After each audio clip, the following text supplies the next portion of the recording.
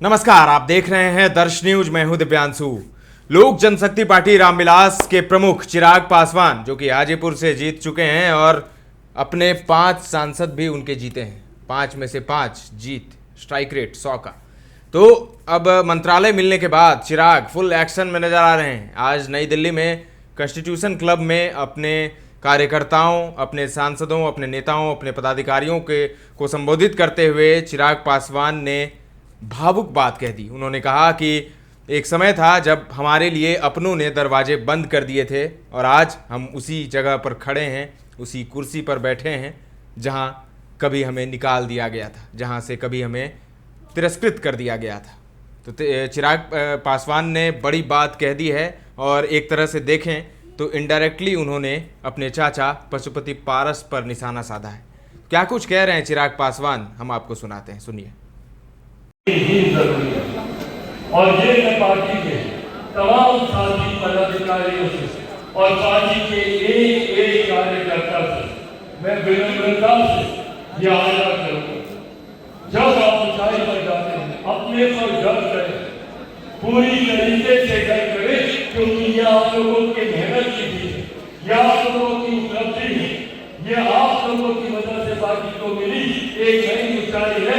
अपने पर गर्व पर अहंकार कतई न करें। अहंकार ही विनाश का कारण होता है। जिन लोगों ने अहंकार किया उन लोगों का पतन हम लोगों ने देखा। मैंने कभी किसी का बुरा नहीं चाहा, ना मेरे संस्कार ऐसे हैं कि मैं कभी किसी का बुरा चाहूं। हर कोई अपने कर्म का खाता है, हर किसी का अपना नसीब होता है। हम लोगों को सिर्फ अपना कर्म करते जाना। मैंने पार्टी की विपरीत परिस्थितियों में भी कभी किसी का अयन नहीं चाहा, कभी किसी के बुरे की मैंने कामना नहीं की। मैंने हमेशा बस इतना कहा कि अपनी लक्ष्य को इतना लंबा करना है, अपनी उपलब्धियों को इतनी ऊंचाई तक लेकर जाना है कि दूसरे अपने आप होने लगने लगे।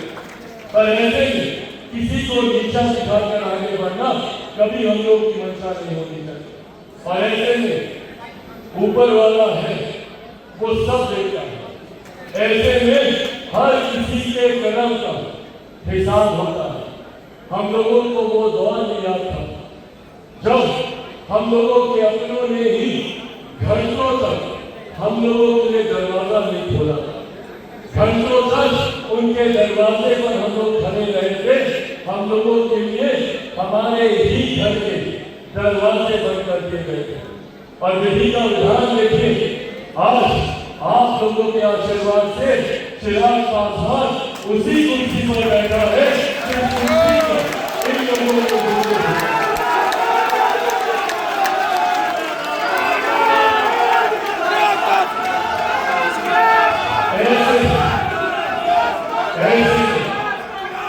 ऐसे हम लोगों ने उस परिस्थिति को भी विनम्रता से स्वीकार किया। इस परिस्थिति को भी विनम्रता से ही स्वीकार करें। हम लोग अपनी जीत पर जश्न जरूर मनाएंगे, अपनी जीत पर उत्साहित जरूर होंगे, पर किसी दूसरे का बुरा देखकर हम लोग जश्न मनाए या किसी दूसरे की डाउनफॉल पर हम लोग उत्साहित हो, ये हम लोग के संस्कार कतई नहीं हो सकते। और ये एक शुरुआत है। अभी हम लोग को कई सीढ़ियां चढ़नी बाकी है, अभी कई मंजिलें हैं जो हम लोग को हासिल करनी। और मैंने हमेशा कहा, लोकसभा का चुनाव हम लोगों ने मात्र एक पड़ाव है। आने वाले दिनों में बिहार विधानसभा के चुनाव, अलग अलग राज्यों के चुनाव, और अब जब मैं आने वाले समय के दौर का मैं जिक्र कर रहा हूँ, इतिहास का मैंने जिक्र किया, वो पढ़ना आज से वही बंद होता है। इतिहास में ये तमाम बातें दर्ज है। बस इतिहास की बातों से, इतिहास में मिले हुए अनुभव से हम लोगों को सीख लेनी है, पर अब उन बातों को वही समाप्त करके आगे बढ़ना है। अगर हम लोग अपने आप को उसी दौर में बांधे रखेंगे, मैंने भी पिछले 3 साल कभी इस बात की परवाह नहीं की कि हम लोग के साथ क्या हुआ और क्यों।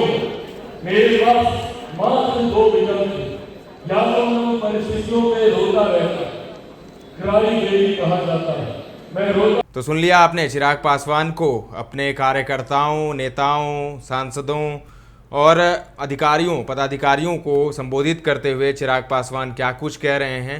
और काफ़ी भावुक भाषण दिया उन्होंने और साथ ही अपने कार्यकर्ताओं का उत्साह भी बढ़ाया कि कैसे आगे काम करना है और कैसे आगे पार्टी और देश को आगे ले जाना है। तो चिराग पासवान एक्शन में आ गए हैं और फुल मोड एक्शन में दिख रहे हैं। मंत्रालय और विभाग उन्होंने ले लिया है, संभाल लिया है और फूड प्रोसेसिंग का मंत्रालय उन्हें पीएम मोदी ने दिया है। तो अब देखने वाली बात होगी कि चिराग से जो उम्मीदें हैं बिहार को, वो उन उम्मीदों पर खरा उतर पाते हैं या नहीं, समय बताएगा। फिलहाल के लिए इतना ही। तमाम अपडेट्स देते रहेंगे, बने रहें दर्श न्यूज़ के साथ।